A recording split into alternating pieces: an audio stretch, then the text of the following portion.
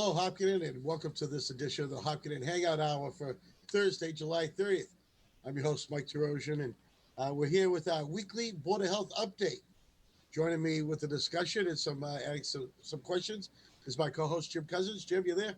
I am there. Good afternoon. Excellent. Thanks for helping me out today. And as always, we're glad to see Board of Health Director Shaun McAuliffe with us. Shaun? Thanks for having me. Excellent. It is just you're running solo today, I see. Yep. All right. Well, I'm going to ask you some nursing questions, so you better be ready. No, you might not be here, but we're on the phone constantly. So. Well, I'm sure that just because she's not here doesn't mean she's off. I know that. We joke that we're on vacation, but still attached by phone. And I know she got a bunch of documents to today. Just for background, it's important that we're trying to get a little time with the family as we get into school season. So, to be honest with you, I don't see you guys taking a vacation until at least the spring. But that's me being an optimist. I know. I have to laugh, but yeah, it'll be interesting.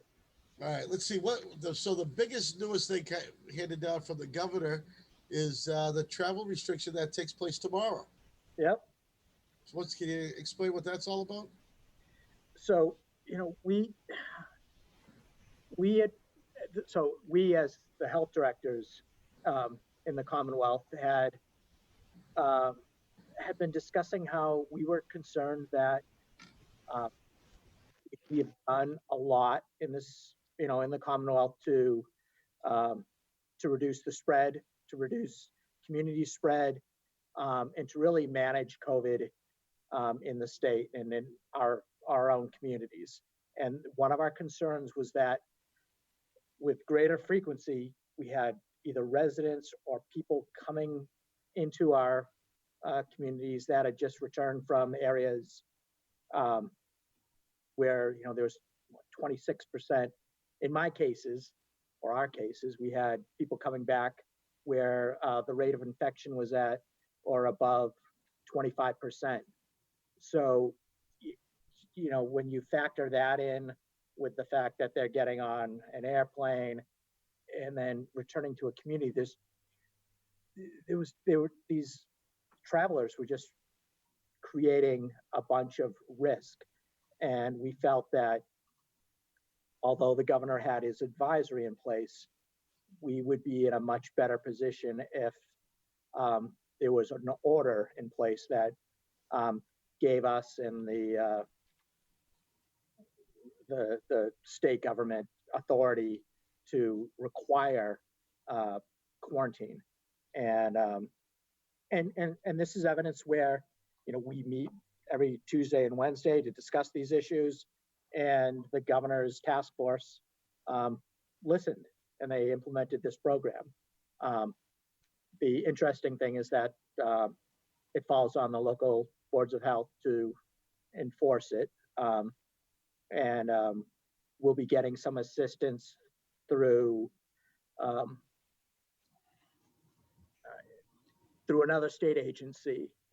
So that there'll be a state agency that'll be aggregating all of the travel forms, and then they will be loaded up into an online database, and then I will be able to go in on a daily basis or assign other representatives from the town to go in on a daily basis to review who has traveled, and it'll provide us a means to verify that people are quarantining. And then because it is a state, because the order is coming down from the governor, I am assigned the task of enforcing it, and I have the ability through the governor's order to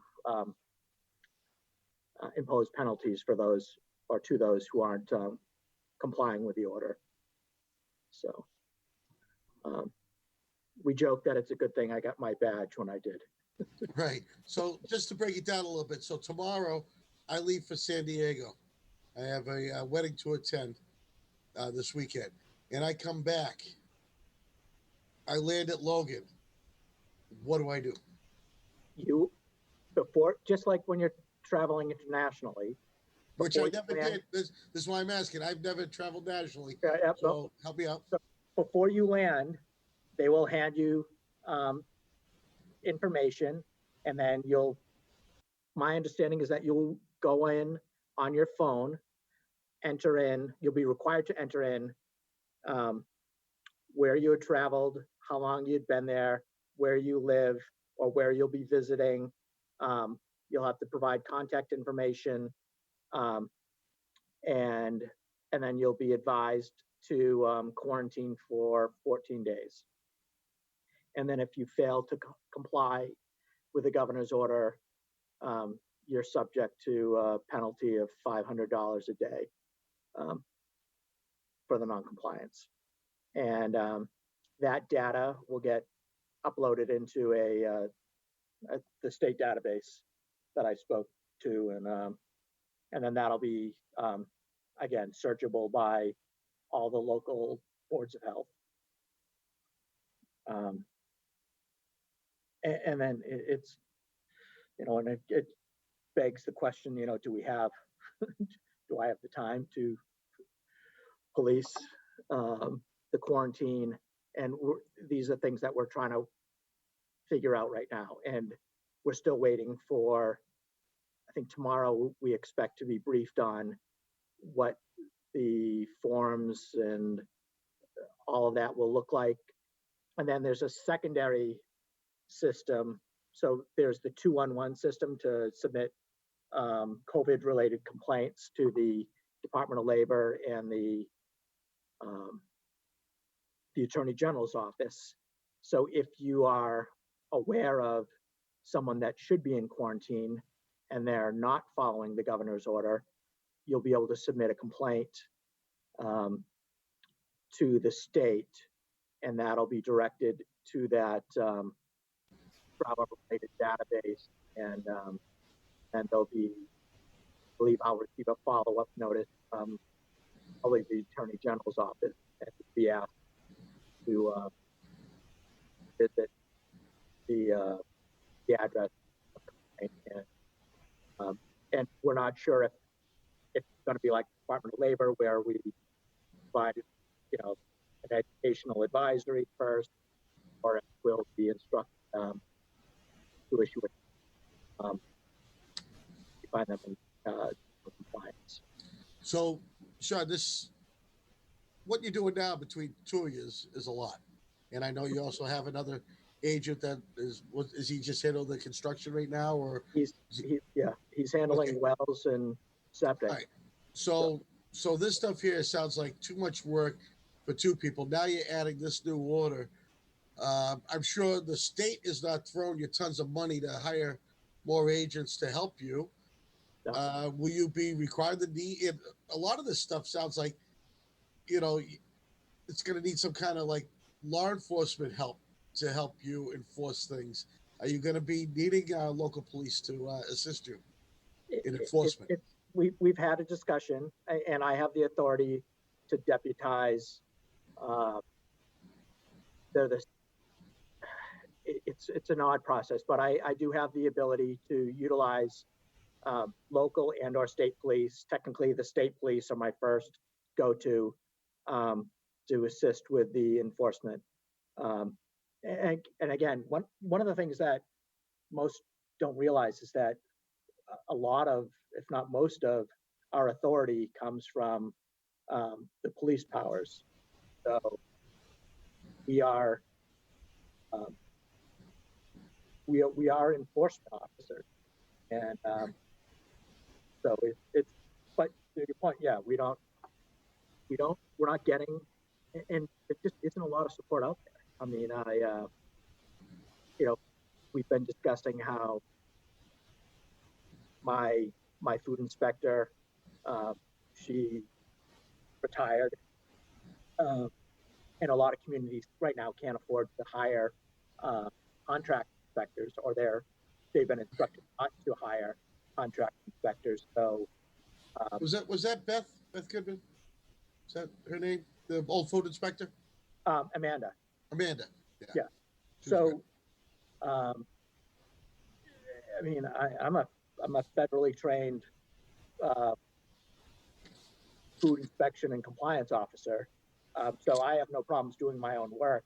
But it gets to this point where I just don't have the time, and then the advisory to the health directors is that they don't want us um, out in the field, potentially exposing ourselves to unnecessary risk. So, Exactly. It's it's not like the job's beneath you.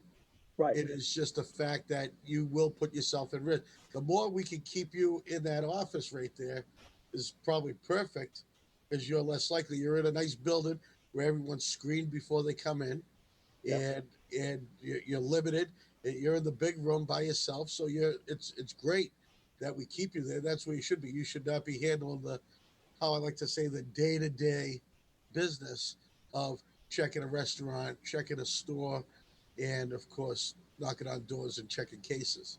right, and that's one of the things that I go back to and say, you know, were it not for my support staff, Nadia has got the permitting and all of that stuff down pat. I mean, she hasn't missed a beat, and I can say with almost all certainty that we haven't held up a single permit application or or a review during this whole event. And then Brian is out doing the uh, septic and well inspections, um, and we're doing everything we can to keep our maintain our day-to-day business requirements. And Shaun, you are doing a great job. I hear it all over town, and I want to say, from my years of dealing with the Board of Health when I was in the other business, that you are probably more accommodating now and not holding up anything now during this pandemic than when things were normal. Right. Because you had to, you only had so much resources and so much money that this is all you could do. But now, hey, you got to change your way you work by the minute to help somebody up. Right. And I mean, I like to think that, I mean, I've worked for the Fortune 50, for um, supermarkets. I've worked in the government sector for now over a decade, so I get it. And just and Kasey definitely gets it. Being both a business owner and a nurse. Um, so what we strive to do is to be as accommodating and as educational as we can, because at the end of the day, if our businesses are doing well, they're going to have the resources readily available to take care of, pest control and the purchase of sanitizer and hiring of, um, you know, top-notch employees. And when we do provide that kind of assistance and guidance, um, we're able to step back a bit and say, all right, we know that we've done everything we can. Now it's up to them to perform. And at the end of the day, we always say, if a business, or I always say, if you're not willing to take care of your business yourself, then I'm under no obligation to assist you in your Right. your your core operation. My job is to help you be the best you can, and then if we're all working together, at the end of the day, there's no reason why you shouldn't be profitable. And throughout this whole pandemic, I'm like, I I, I need to invest time in our local businesses Sure. to make sure that they are up and running, and it just, at the end of the day, if we're all doing our job, the overall health community benefit. Well, yeah, and I think it's great, Shaun. Not only yourself and your department, but I'm looking at all town departments, how and not because I'm involved, but I see this every day before pandemic, after. Every town official, every town worker, everyone's always goes over and above. They always have. And I think it's only during this pandemic time that we now see it. The focus is on it. But they've been doing this well before COVID-19. Right. And now that it's here and everybody's changed, they changed what they had to do. They changed their whole operation, improvise, adapt, overcame, and they continue to do so. And I got to congratulate. And when this is all over, which hopefully I am the optimist, this is over. Um, Nothing's going to change in your department. It's you're still going to be helping people. So, Right. And uh, I mean, and I, I was telling the emergency management group a little story on about Friday, where I was outside of my little confined area, and we were yeah, I was taking in a lumber delivery, and two DBW employees pulled up to me, and they stepped out of the truck. They were both masked. They were following all the protocols we had set up for them. And then I said, I was just like really pleasantly surprised that in the heat of the afternoon, these guys that had, you know, these guys were just complying with, everything that we had taught them. And then they said, the funny thing is, we were, we were, fighting it a bit at the start. Like, I can't believe we're having to go through. And then they, one by one, they realized that in other communities and in other businesses where they weren't, um, where these policies and procedures weren't in place, their friends, family, coworkers were getting sick, and so they all bought in. And that's where, and I, once you buy in, you realize that you're creating this protective envelope in your, in the DPW, in the police department, in the fire department, and this is what we're hoping to do with the residents of Hopkinton and the school. so I'd like to remind everyone at home you're watching the Hopkinton Hangout Hour. We're live on YouTube and Facebook. We welcome your questions and comments for Shaun McAuliffe, our Board of Health Director, who is updating us every week on the changes to protocols both in town and throughout the state as the governor's orders keep coming in daily and new information comes in every minute. Shaun's got some new stuff. And with me, co-hosted today, remind everyone, is Jim Cousins, who I think, Jim, you got some questions in the email already, correct? Oh, I think. muted. Oh, your mic muted. You got to unmute. Thank you. Rookie mistake. I was going to say, Actually, yes, if yeah, I might interrupt, this is yeah. how crazy my day is on a day-to-day basis. So I'm getting a call from the mass COVID response team, and I'm going through, have I been anywhere? Why are they calling me? And so it'll be an interesting afternoon after I leave. Yeah, leave absolutely. So actually, Matt is keeping an eye on our social media, and he turned his video on, which means he's got a question to pass on. All right. Yes, I do. Where is it? Oh, Chelsea asks on Facebook, once school is in session with its hybrid model, will there be more testing available in town? We are looking to provide a testing solution in town, but we don't. We are doing everything we can to increase the availability of testing, but testing, we can only provide a certain type of testing in town. Most of, when we ran the testing clinic at the middle school, all of that testing gets sent to a state-approved laboratory. So all of the testing that you see that's available, in the region, is, I'd say 99% of it's being done by a state-approved laboratory. So we can be the vehicle to collect the samples, but we have to submit everything to that lab. And then we are,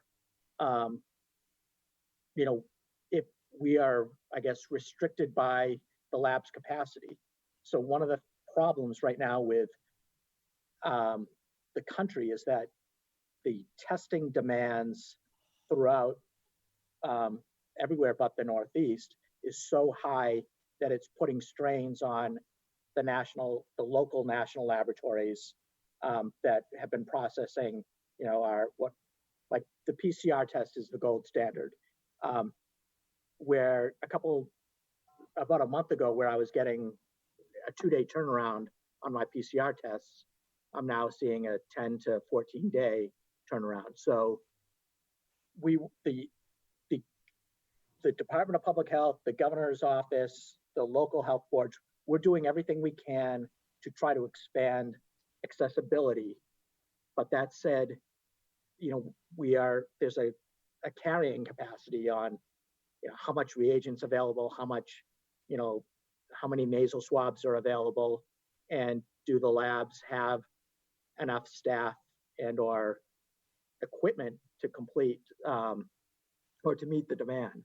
So in a roundabout way, yes, we're looking to figure out how we can improve the capacity in Hopkinton.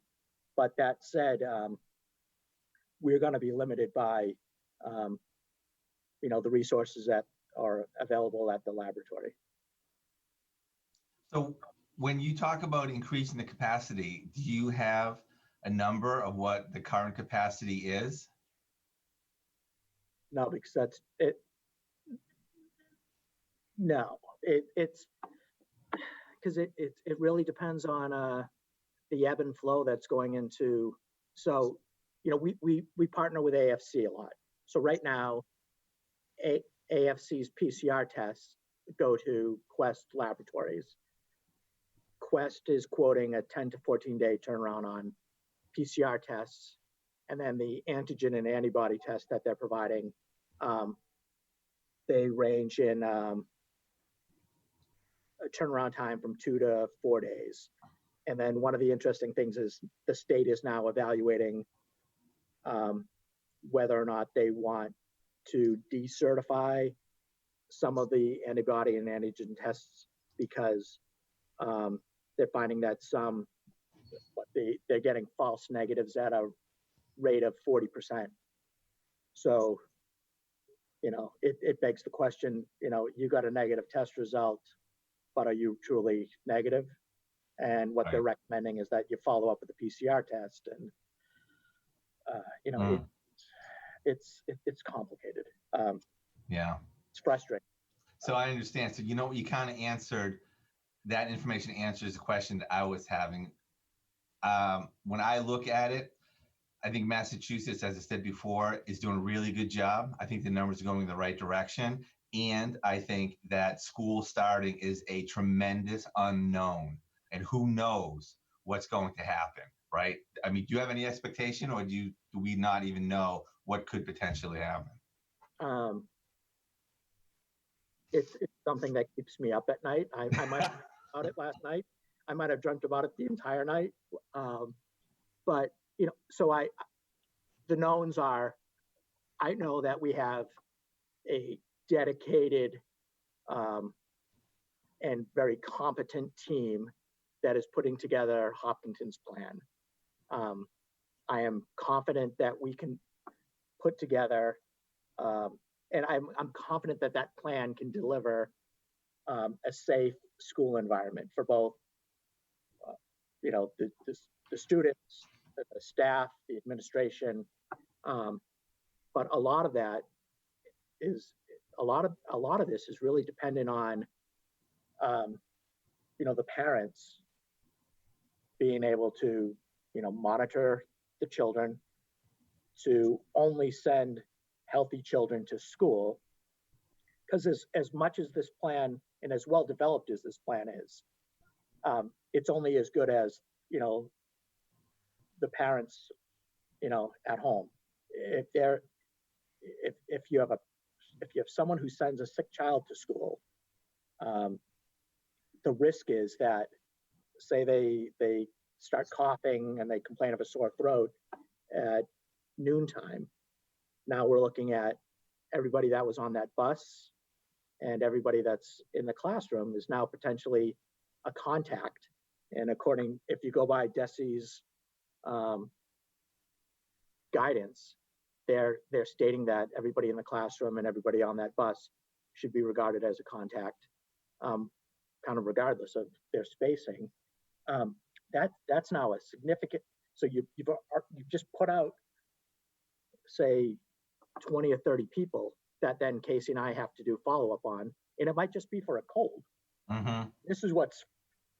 I mean, I just played this game, at my own house where you want to see, you want to see gray hairs. It's, when my daughter gets a fever, and I probably spent over an hour, 2 hours on the phone with my daughter's pediatrician, and then just we went over every potential scenario, and then realized that it wasn't COVID related, and then the stress that I was going through was me to blame for the feelings that just the tiredness that I was experiencing. Yeah. And it's this is going to be a significant challenge moving into the school year. Because we know that on average, there's across the entire school district, there are probably 300 illnesses a year, at least 300 illnesses a year, and this is where if we're not doing our job, like my wife and I are discussing this, if we're not doing our job to monitor our own kids, and we let, like my daughter's got allergies. If I send my daughter in without having notified the school that she's got these different allergies and that given these medications, that given this medication and the allergy symptoms subside, they're going to have to say, oh, well, she's possibly got COVID, and the whole family's going to be quarantined before. So we need people to be just really diligent in the monitoring of their kids, in the modeling of good behavior, in the requirement of their kids to get used to or acclimated to the use of masks for longer periods of time. But again, if we all do this, we should be fine. I mean, we have our positivity in town is 27 last week, is spectacular. But that said, I have a potential cluster that I'm monitoring that just popped up, and we know that there are workplaces in town where we had illness, we had a potential cluster. So we need. This is why you want to be wearing your face covering when you're out in public, because you just don't know if someone from another town with a higher rate of illness drives through town and stops by for an ice cream or a coffee or something. If they're positive and you're not protecting yourself, you're just creating risk. And right. All of that risk has a bearing on our success in this.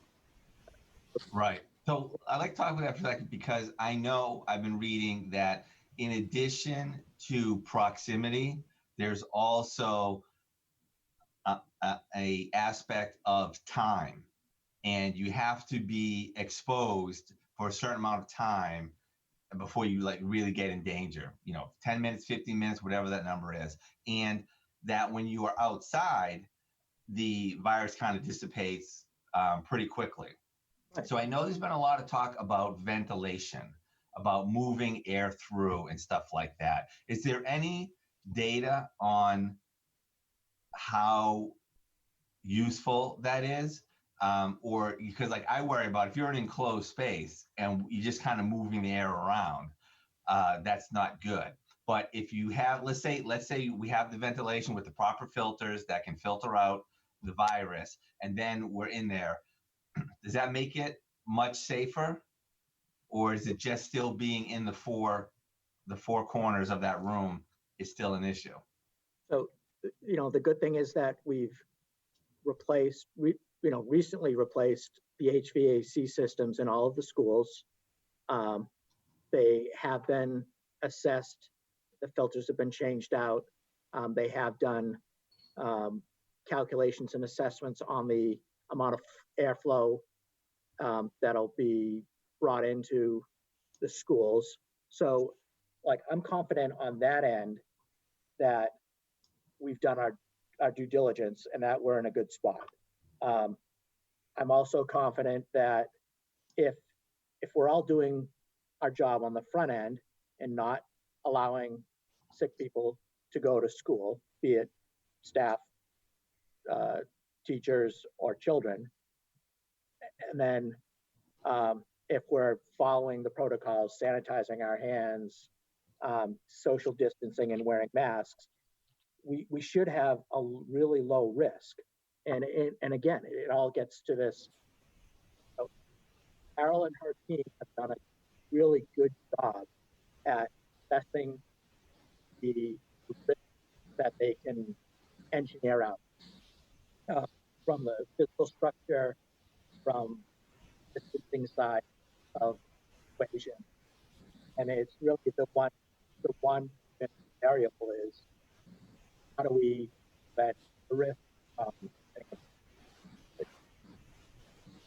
Okay. and it's just like doing right now in fire with this cluster event. What we've done,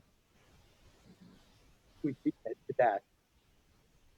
We've interviewed every firefighter that wanted to do the incident. We have verified that they had he had followed up the hospital to make sure that at the point of handoff, that our team was doing everything that they were supposed to be doing, and that they were doing everything on their side as far as receipt of the patient. And it's these are the controls that we have in place at the fire department and the police department and the DPW. We review this. At the end of the day, all we're really doing is we have our standard PPE requirement. We're verifying each day that no one who's ill is reporting to work. Anybody that any type of contact has a follow-up with either case or I, and then we're distancing and wearing masks. We haven't changed out the HVAC system here. We haven't done anything at the fire department or police department or DPW. We're managing the risk at the door. And I believe that Carol and her team have done everything that they can to manage the risk inside the facility. They're training and educating their staff. The program that we have in place right now with ESY is working. We had a couple of, and I wouldn't even call them oopses. We had a couple of incidents, but they were caught at the door, and those risks were addressed. We did a follow-up assessment, and at the end of the day, we haven't had any illness come out of, to date, we haven't had any illness coming out of that program. And the same can be said for the Parks and Rec program and the program at the YMCA. Oh, you're muted, Mike. Jim, what's happening here with these rookie mistakes? It's like the first day all over again. Sorry. But Shaun, so go back to your last answer about staying home. And we got an email from Kim who wants to follow up, and she agrees. So choices So choices made by parents matter, but what if a parent is the one who feels unwell? Should kid go to school? And what if the family member of a staff doesn't feel well? Should the staff member stay home? And until it's proven. I would say yes. And what they should do is they should follow up with their primary care physician, and review, like in my case, my physician knows that I have a history of allergies. I have a history of uh, I have a short list of illnesses that are common to my history. Right. And so when I didn't feel well, I sat down with my primary care physician and we discussed this. And then they said, "You're just so deep in COVID that you're freaking out. What you have is this." And so I had my telehealth visit. I had a follow up, um, and then what if I was a parent, what I would recommend is that you have these communications with either case derived, because this is we actually have access to all of your medical records as it is. So you can, if you have a question or a doubt, you can follow up with us, and then we can provide that. We can have a call or a conversation with the school nurses to say, look, we've identified a potential issue, but based on this, and this, we believe that this student can safely attend school, and that any illness that might have been reported at home is related to seasonal allergies or a non-COVID related respiratory illness. But it's going to take all of us working together and communicating and being as supportive as possible. And then if there's a doubt, then I think most of us are now familiar with general quarantine processes. So it's and Kasey and I can help people navigate that. But at the end of the day, if all of this is working, the general health of the population in Hopkinton will continue to increase. We already know that through this whole event, we've seen a significant decrease in respiratory infections, flu, unknown viruses, and in the public safety, DPW departments. This is the lowest rate of illness that I believe that they've seen, and the lowest rate of absenteeism that they've seen on record. So, hey, I have a question. Yeah. You said it just kind of made me think of this. Have we flattened the curve in Hopkinton? And if we have, when was the peak and what was that? the peak was back in April, I believe.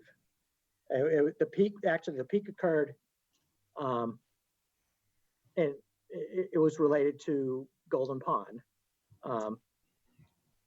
You could and if you take Golden Pond out, our peak was probably in the third or fourth week of March. It was around the Biogen conference. Oh, that was a bad one. But right now we've just been dealing with, it's medical staff who contracted at home. It's kids coming back from college. And then it's this. In this one instance, it's a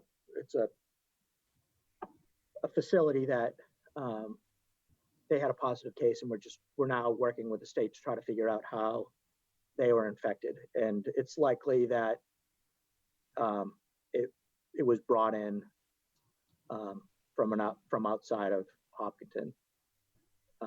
So we don't have community spread, and these are the expected cases. Like Kasey and I knew that we could get to zero, but we weren't under we knew that we would have cases coming in just because of the makeup of the community. So it like we have flattened the curve here, and we are one of the better performing communities in the Commonwealth. But that said, it's we can't let our guard down, and that's one of the things that the governor was going over is as well as we're doing, we can't get complacent, and we need to take just reasonable precautions. Right. What do you take away when you see stories like the Marlins, where they're just starting up and then the whole team just has like a huge meltdown with COVID-19, and these other like events where people are just starting to open up and they get really hit hard? Like what do you think of when you see that? I mean, like the Marlins knew before they played the game, they knew they had positive athletes, and they made a conscious decision to, for all intents and purposes, ignore it. And then the commissioner made a conscious decision to let them play, figuring, well, those 4 won't be as active. So they just ignored, common health and safety protocols. And it's, you look down, the governor addressed this today. I know he had a discussion with Governor Raimondo from Rhode Island, where, we're all studying all of our clusters, and the majority of our clusters have come from people holding, house parties, people who took out, or, younger kids holding a party after work. And it's that, was it the party? It was the fact that they brought in a bunch of, unknown people, or people that you couldn't really track what their past history was. They were drinking and they were in close contact, and that's just a recipe for, disaster. But if you're controlling that risk, if everybody's seated, if when it comes to drinking and barbecues, my friends are always, oh, we're just going to be seated 6 foot around a fire.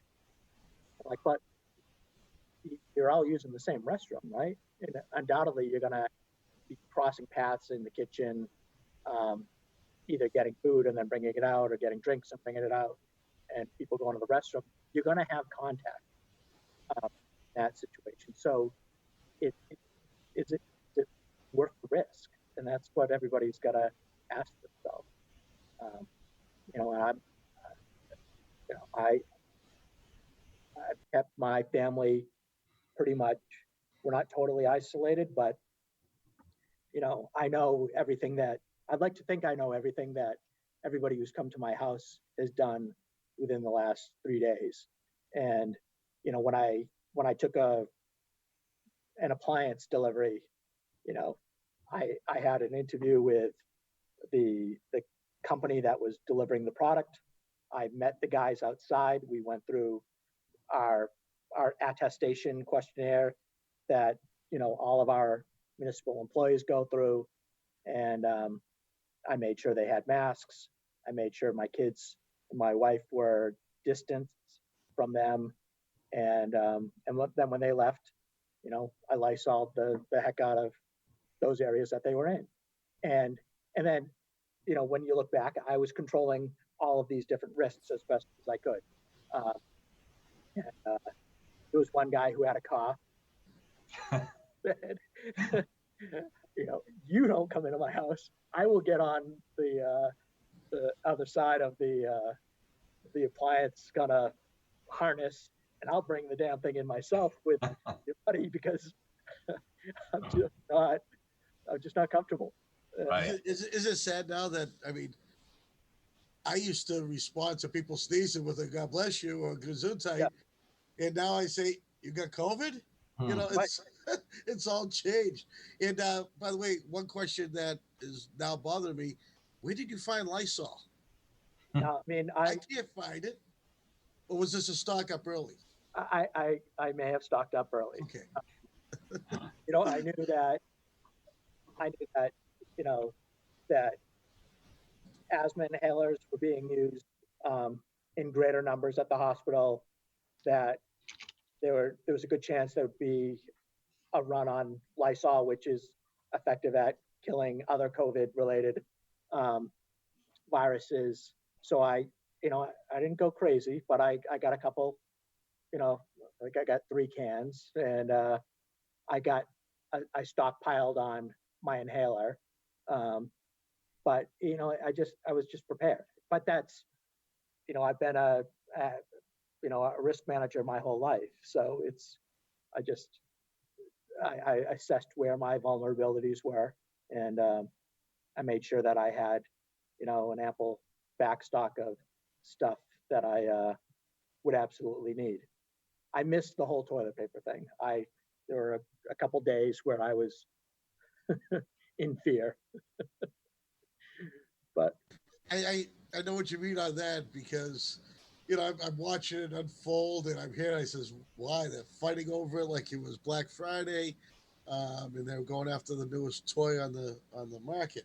yeah, But the how much that affect even now, I can't even buy the toilet paper I want if I can find some in the store. right, I can't get the bread I want because it affected the stockpile so badly. I mean, because you know they're producing 3P every day. Now the shifts are running 24 hours and they still can't open. right, because everybody's staying home. Yeah, And if you want commercial grade, there's no problem in getting that. you can get that, Um, but no one's but got a big enough toilet paper holder for a roll this big. right, You know? right. But what would you even say about bidets? Yeah, I mean, well, they're starting to see, you know, different types of like equipment being sold to accommodate the shift in day-to-day life. So they know there's a shortage on certain appliances that people are like, I'm getting ready to do some work on my house. I started with the appliances, um, and they, you know, bicycles. Like generally speaking, outdoor equipment is hard to secure because everybody's purchasing stuff. I was going to take my kids up to New Hampshire to Diana's Falls, where I remember going up there all the time with my dad. And now that's like one of the hot spots in the state. And I was advised by people that I know that work up there that I should avoid that Yeah. area. Everybody's getting out. Everybody's adjusting to this new norm, and that's causing shortages in these kind of unexpected areas. Who would have thought that masks, you could find a mask in just about every location you go to now. Sure, sure. I mean, I have even before this all started, I had a bag of them upstairs in my little workshop. And I use them sometimes when I paint. So, let's talk about what we're doing now. These little office cameras. I couldn't find one to save my life, and if I did, they were $300. Right. They normally went for 49. And the same thing with a printer. I wanted a printer for at home when we moved our offices at home, and I couldn't get one unless it was $200, $300. And I'm there.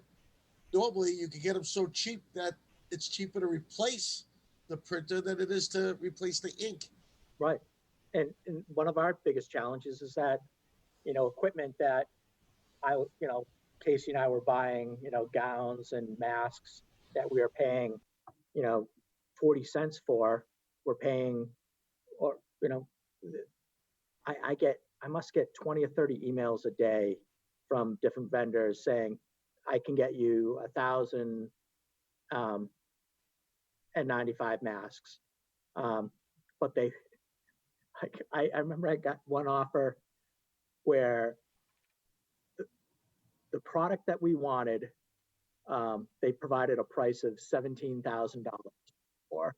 And I did the math, and I was like, this would have cost us less than $5. Wow. And so, and then this kind of gets to this whole, then it's sitting down with, like Ben in procurement and saying, this is what we should be paying. This is the range that I'm willing to go to. And then, like everybody, we're all adjusting on, where we get equipment. Kasey and I were fortunate enough to just be sitting down one day, and I'm like, who isn't in business that normally has PPE? And I forget if it was Kasey or someone who came in the room who said something about their teeth, and we're like, oh my God, dentists aren't working.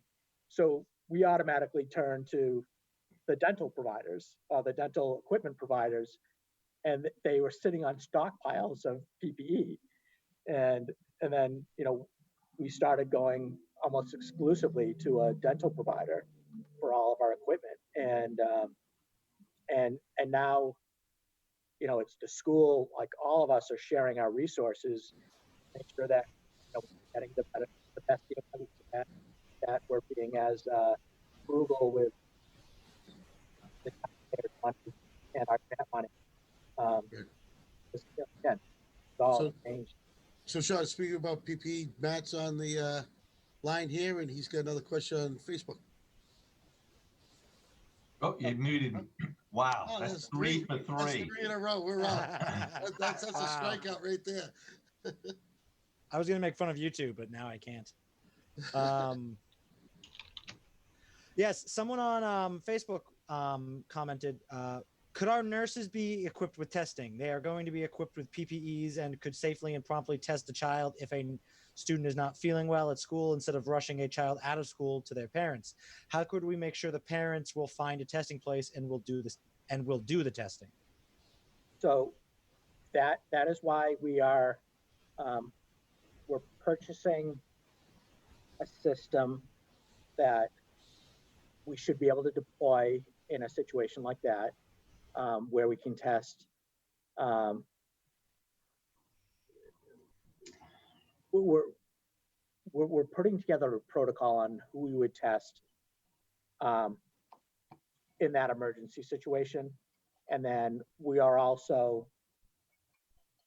one of the reasons why you set up clinics with organizations that provide testing is that you establish those relationships. And, I was able to help someone get tested today because we have a really good working relationship, and they had availability pop up, and I was able to say, if you want it, I need you to go now. And we helped facilitate the submittal of the paperwork. So, one of the things that Kasey and I have done throughout this whole, pandemic is provide as best as we can a kind of a what's the term?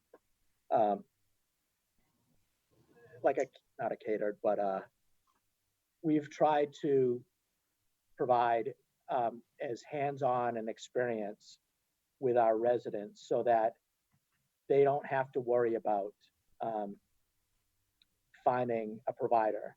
So if your child is identified, or if you are identified as needing testing, we are maintaining a list of providers that we can send you to, and then we know who provides what tests, what their general turnaround time is for that test, and we will help coordinate the scheduling. We will follow up and help track your analysis, and then because in most cases we get the data the day that the lab releases it, we're oftentimes providing that information to you before before you know it, before you have access to that data. Sounds like a concierge service that you're providing there. That's the word I was looking for. Okay. So we're getting close to the end of the time, and I insist that I get to my question. Right. I'm wondering, Shaun, as far as I know, the last recommendations I heard were that people should wear a mask if they can't social or physically distance of 6 feet. Right. And I don't know, and I'm not asking for an endorsement. I'm just wondering, with your position, because you talk about your family a lot, and you talk about your experience. I'm wondering what your guidelines are for you and your family. How do you run it? So I generally don't go overboard. Right now I have paper masks. I typically have paper masks in each car. I have cloth masks in each car, and I'm supposed to be receiving a shipment of gaiters. So if we're going out, I went on a whale watch over the weekend. So we got out of the car, immediately put on our face coverings. We got in line, distanced. We had hand sanitizer my wife and I had hand sanitizer. And then we followed the guidelines. And then I monitored the guidance that they were providing to make sure that they were being consistent with the governor's recommendation. We didn't go on the upper deck. We had wind blowing through us. There was no one else on the bench that we were seated on. And like when we were motoring, it was okay from both, governor's, the DPH's standpoint, and my own kind of expertise for us to take our masks off. But as soon as like my 5-year-old wanted to get up and go to the edge to see the whales, the masks went up. We found a spot where we could socially distance from everybody else in the boat. If they were holding onto the rails, the seats, whatever, we just did a quick dose of hand sanitizer. So it's not overly complicated. It's just distancing, face coverings, and hand hygiene. Yeah. And when we left, if my 5-year-old ever sees it, but has a tendency to suck her index finger, and I could see she was tired. So before we even got there, I knew that it was going to happen. We got into the car. We made sure we washed our hands before we got in the car. I wiped her finger again I carried baby wipes in my car. And then we applied hand sanitizer. Then within 5-10 minutes, I saw her, and she was out cold. It's just, we gotta live and practice it. It's not that difficult, but it takes a bit of an effort. You're absolutely right. Yeah, practice. It's the new seatbelt, like I like to call it. Well, But Shaun, thank you. We're out of time. We have to go. You're coming back next week. Maybe bring Kasey if you're around. And I know it's not from being on vacation; it's from working. So I want to thank you for coming on again. We're going to have you back next week. And people at home, send us your questions. You can email us on studio@hkm.tv. You can send your questions live on our YouTube and Facebook feeds. Thank you for watching.